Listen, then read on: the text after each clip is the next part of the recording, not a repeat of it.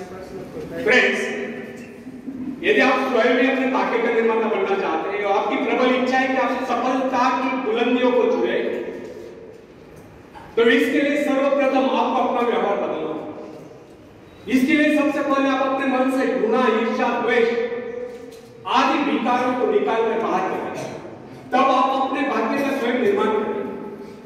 इस बात का विश्वास रखें कि सब कुछ आपके हाथ में है, क्योंकि आप ही तो अपने भाग्य का निर्माता है। फ्रेंड्स, मनुष्य एक ऐसा प्राणी है जिसे प्रकृति ने सब कुछ दे रखा है, निसर्ग ने सब कुछ दे रखा है। इतना ही प्राकृतिक गुणों से अतिरिक्त यदि किसी प्राणी में कुशलता है तो अपने कौशल से दूसरों के गुणों को अपनाकर और भी अधिक गुण संपन्न हो सकता है। उदाहरण के लिए, हम मछली की भांति जल के जीव रहे, लेकिन हमारे मन में उसके बाद तैरने की इच्छा जागृत हुई तो हमने तैरना सीख लिया। पक्षियों की भांति हमारी परवाह करने की इच्छा हुई तो हमने हवाई जहाज बना लिया। इस प्रकार प्रकृति ने, निसर्ग ने मनुष्य को इस प्रकार बनाया कि वह सब कुछ कर सकता है। अतः प्रकृति से प्राप्त सुविधा का लाभ हम स्वयं नहीं उठाते हैं तो हम जैसा मूर्ख भला हो। प्रकृति ने हमें क्या दिया? उसने हमें एक ऐसी शक्ति दी, बल्कि जादुई शक्ति दी है जिससे हम सब कुछ पा सकते हैं। हाँ, ये अलग बात है कि हम उस शक्ति को पहुंचा नहीं पा रहे। अरस्तु ने एक बार चौराहे पर खड़े होकर चिल्ला चिल्ला कर कहा था, इस दुनिया में सब कुछ है, जो चाहो सो पाओ, पर पहले अपने को उस योग्य बनाओ। अरस्तु ने कहा, इस दुनिया में सब कुछ है, जो कर्महीन है वो कुछ नहीं पाता है। एकदम सत्य एक उक्ति भी है, कर्महीन न पाओ पाए। आपको क्या चाहिए इस पर विचार करिए, फिर गंभीरतापूर्वक उसके लिए योजना बनाएं। योजना बनाकर उस पर अमल करें, बराबर प्रयत्नशील रहें। एक दिन आप अपनी इच्छा पूर्ति करके रहोगे, एक दिन आपको सफलता अवश्य मिलेगी। फ्रेंड्स, यदि हम सतत विकास मान रहे हैं तो हमारी शक्तियां क्षीण नहीं हो सकती।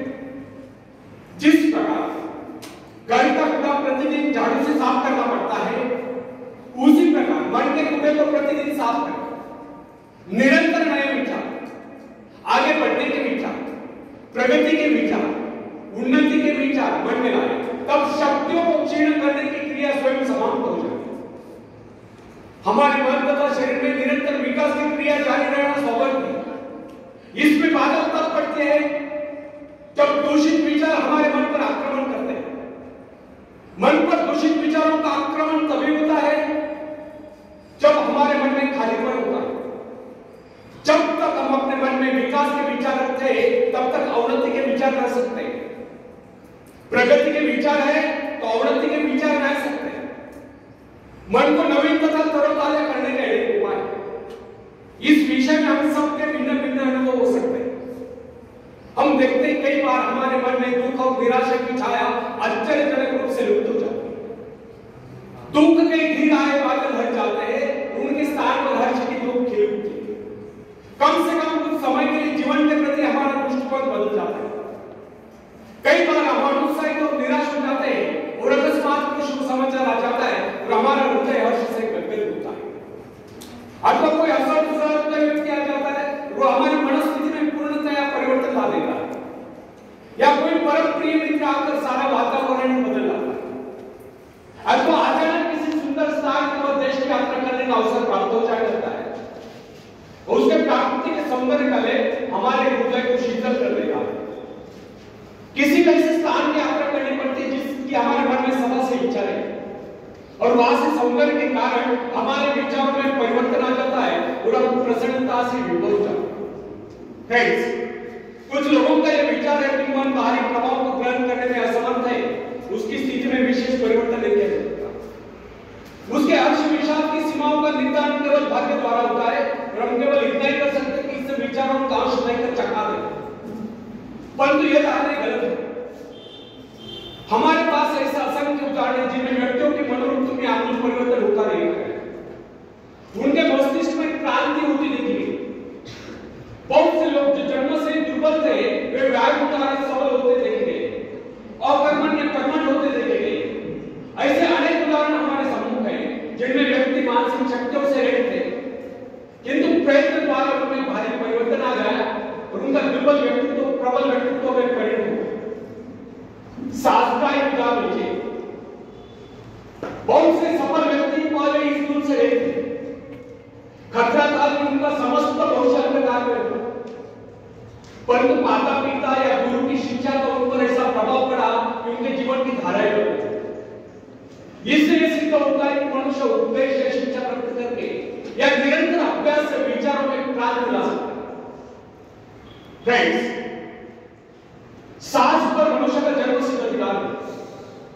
साहस के भाव परिपक्व होने पर वही व्यक्ति जो पहले कायर समझा जाता था, शौर्य पराक्रम के कारनामे कर लोगों को सफल बना देता है। जब हम भय, संदेह, निराशा से ग्रस्त स्थिति में होते हैं, तब हम सही निर्णय नहीं कर पाते। उचित है तो उस निर्णय केवल उसी समय लिया जा सकता है जब मस्तिष्क सही स्थिति में हो। निराशा, क्रोध, भय, ईर्ष्या आदि के बादलों से घिरकर अंधकार में हो। भय तथा चिंताग्रस्त मनस्थिति में कभी किसी महत्वपूर्ण विषय पर निर्णय नहीं करना चाहिए। जब मन निर्मल संतुलन शांत हो, कोई भी निर्णय उस समय करना चाहिए। उस समय जो निर्णय बना जाए केवल उन्हीं को कार्यान्वित करने का प्रयत्न है। भय, क्रोध आदि के आवेग पर मानसिक शक्तियां बिखर जाती है। उस समय मन एकाग्र न रहने के कारण निर्णय गलत होते हैं। यदि मनुष्य सही शिक्षण प्राप्त करे या मन को अभ्यास करे तो वह निराशा, क्रोध, ईर्ष्या, द्वेष आदि विचारों को कुछ क्षणों में अपने मन से निकालकर बाहर कर सकता है तथा प्रसन्नता का अनुभव कर सकता है। प्रसन्नता, आशा, आकांक्षा, उत्साह इन भावनाओं के आते ही मन का अंधकार दूर हो जाता है। अतः व्यक्ति को चाहिए कि रचनात्मक विचारों को हर समय अपने मन में रखे। सभ्यता की प्रत्येक नई आवश्यकता मानव मस्तिष्क को नई चुनौती देती है और जिस प्रकार जानवरों तथा मनुष्यों के शरीरों में जलवायु तथा वंश रक्षा के उद्देश्य से समय की आवश्यकता के अनुरूप लगातार सुधार होता चला गया है, उसी प्रकार आज के परिवर्तित आवश्यकता वाले संसार की मांग के अनुरूप मनुष्य को भी अपने मस्तिष्क को सुधार कर मुकाबले के लिए तैयार करना होगा। मस्तिष्क पर जिन विषयों पर सोचने का भार आ पड़ता है उसी के अनुरूप अपने में परिवर्तन कर लेता है। वो नई कोशिशों का विकास कर लेता है, दुर्बल कोशिशों की मरम्मत कर लेता है तथा उन्हें मुकाबले के लिए तैयार कर लेता है। फ्रेंड्स, बड़े शहर के हलचल और चौड़पुर में काम करने वाले व्यक्ति का मस्तिष्क विविध रूपों में विकसित होगा। वह शीघ्र सोचेगा, तेजी से गति करेगा, संश्लिष्ट विविध कार्यों में द्रुत गति से चेष्टा करेगा। शीघ्र पड़ने वाली विविध आपातकालीन क्रियाओं का मुकाबला करने के लिए वह तुरंत कार्यवाही करने का अभ्यस्त हो जाता है। छोटे नगर कस्बे में रहने वाले व्यक्ति का मस्तिष्क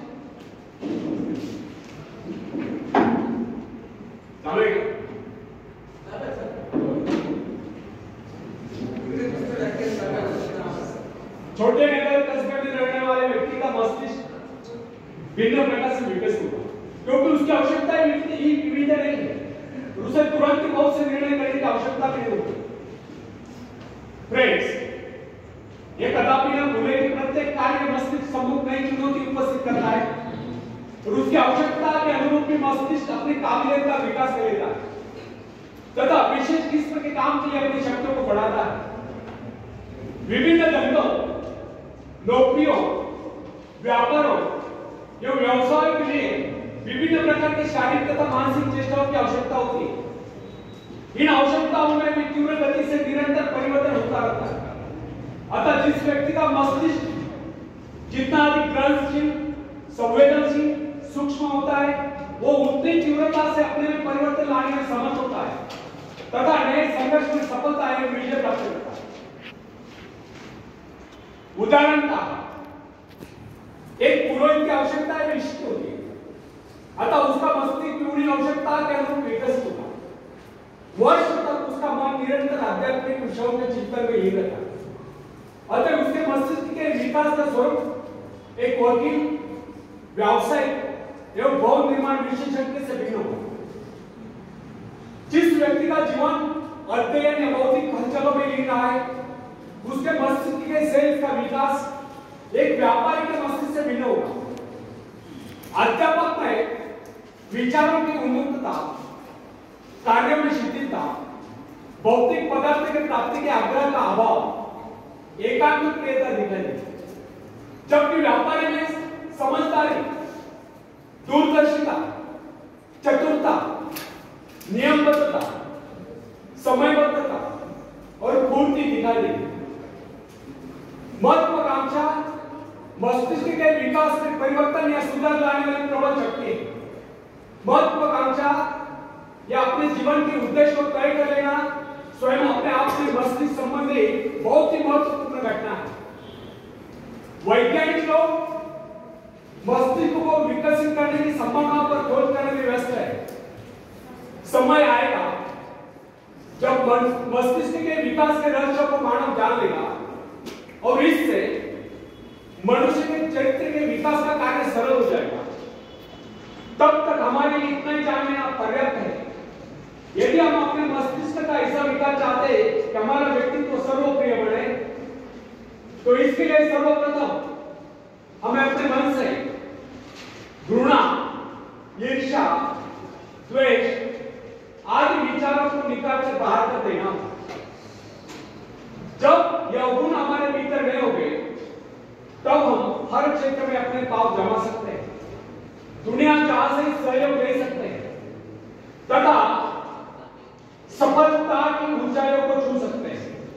आखिर में हरिवंश राय बच्चन जी की कविता पेश करता हूं, आप भी मुझे साथ देंगे। लहरों से डरकर नौका पार नहीं होती, कोशिश करने वालों की कभी हार नहीं होती, कोशिश करने वालों की कभी हार नहीं होती। नन्ही चींटी जब दाना लेकर चलती है, चढ़ती दीवारों पर 100 बार फिसलती है। नन्ही चींटी जब दाना लेकर चलती है, चढ़ती दीवारों पर 100 बार फिसलती है। मन का विश्वास रगों में सांस भरता है, चढ़कर गिरना, गिरकर चढ़ना न अखरता है। आखिर उसकी मेहनत बेकार नहीं होती, कोशिश करने वालों की कभी हार नहीं होती। डुबकिया सिंधु में गोताखोर लगाता है, डुबकिया सिंधु में गोताखोर लगाता है, जा जाकर खाली हाथ लौट कर आता है। मिलते नहीं सौची मोती गहरे पानी में, मिलते नहीं सौची मोती गहरे पानी में, मुट्ठी उसकी खाली हर बार नहीं होती, कोशिश करने वालों की कभी हार नहीं होती, कोशिश करने वालों की कभी हार नहीं होती। और आखिरी बात आप सबके लिए बहुत इंपॉर्टेंट है। आप अभी एसएससी एग्जाम देने वाले हैं, बराबर है? आप सब यशस्वी हो, यही शुभकामना रखता हूं। तो भी अगर कोई एक आध दो सब्जेक्ट में कुछ कम मार्क देते हैं, तब क्या फेल होता है, उसमें मायूस होने की जरूरत नहीं, क्योंकि इतिहास उन्हीं लोगों ने रचा है जिन्होंने एसएससी फेल थे, वे सबके टॉप पर चार बैठे। इसलिए अगर कोई फेल भी होता है तो उसमें मायूस होने की जरूरत नहीं। और आजकल नहीं तो ऐसे भी बेकार लोग चल रहे हैं, पास होकर भी इमीडिएटली आपको जॉब मिलेगा, ऐसे कुछ नहीं। तब आप सबके लिए बहुत प्रेरणादायी आखिरी पद है, और सफलता एक चुनौती है, इसे स्वीकार करो। और सफलता एक चुनौती है, इसे स्वीकार करो। क्या कमी रह गई देखो और सुधार करो।